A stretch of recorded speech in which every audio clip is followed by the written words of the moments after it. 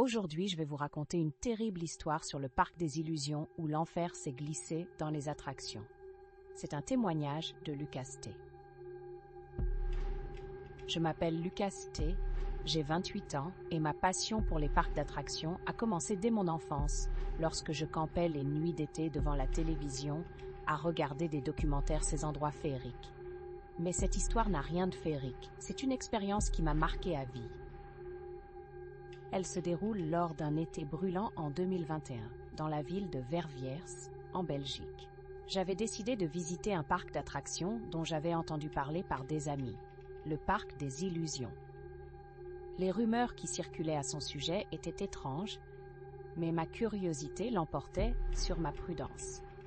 Les gens disaient qu'il était différent, que certaines attractions avaient le pouvoir de jouer avec l'esprit des visiteurs. La publicité faisait particulièrement référence au manège de l'ombre, un grand puits réputé pour son ambiance sombre, avec des rituels mystérieux associés.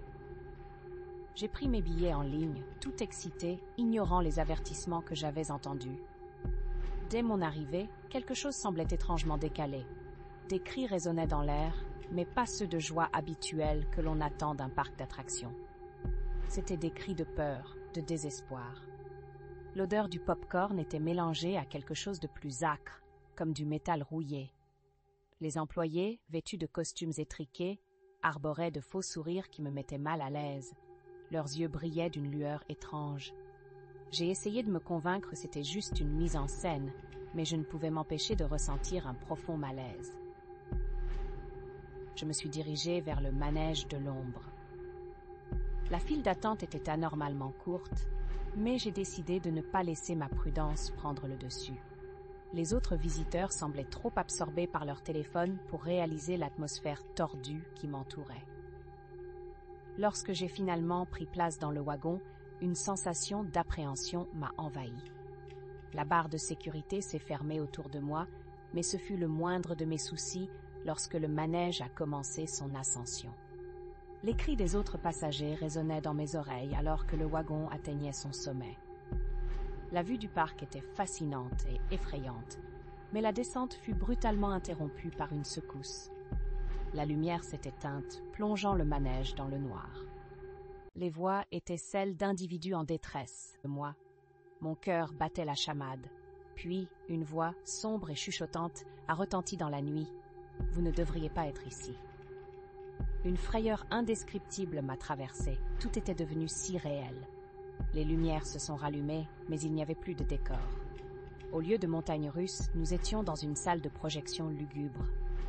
L'écran projetait des images de personnes en détresse, criant et suppliant d'être libérées.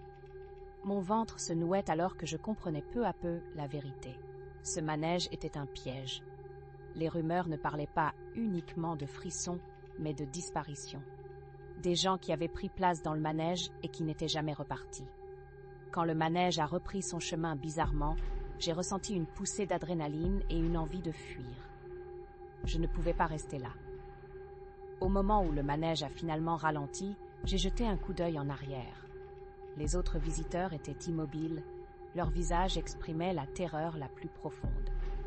Dans le chaos, j'ai pu me libérer et courir. J'ai traversé le parc, esquivant les attractions fantomatiques. Chaque compagnon de peur pâli qui croisait mon chemin semblait perdu dans leur propre esprit tourmenté. Je me suis finalement retrouvée devant les portes de sortie. Les employés m'ont regardé avec une indifférence glaçante. J'ai réalisé qu'ils étaient peut-être les véritables âmes perdues de ce parc, condamnées à piéger d'autres visiteurs. Chaque pas que je faisais me rapprochait de la sortie, mais alors que je me retournais pour poser un dernier regard sur le manège, je vis un enfant, terrifié, qui n'avait pas réussi à se libérer. Mon cœur s'est serré, mais je savais que je ne pouvais pas retourner en arrière. J'ai fui. Une fois dehors, j'étais en état de choc. Je me suis précipitée vers mon véhicule, ignorant le fait que je n'avais toujours pas reçu de réponse à mon ami, qui avait insisté pour m'accompagner. En démarra, la musique d'ambiance du parc me hantait. Chaque nuit qui a suivi, les mêmes mots tournaient en boucle dans ma tête. « Vous ne devriez pas être ici. » Je partage cette histoire parce que je ne veux pas que quelqu'un d'autre tombe dans le même piège. Certains parcs sont des illusions, façonné pour capturer votre esprit et vous plonger dans l'horreur. Évitez le parc des illusions à Verviers, parce que là où la réalité et le fantastique se mélangent, parfois, il n'y a pas de retour. Des âmes errantes y attendent encore des victimes. Je m'en remets encore aujourd'hui. Apprenez de mon expérience, fuyez tout ce qui semble trop sombre, même si cela semble être une simple attraction.